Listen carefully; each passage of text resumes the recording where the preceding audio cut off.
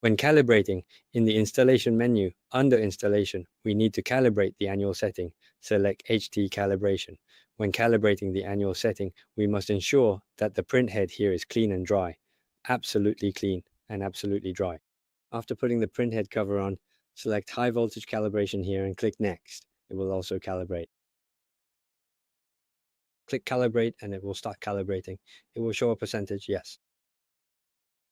Please note that the calibration will take approximately 20 or perhaps 30 seconds, and then it will be automatically completed. All right, this is all done now. We just need to click finish.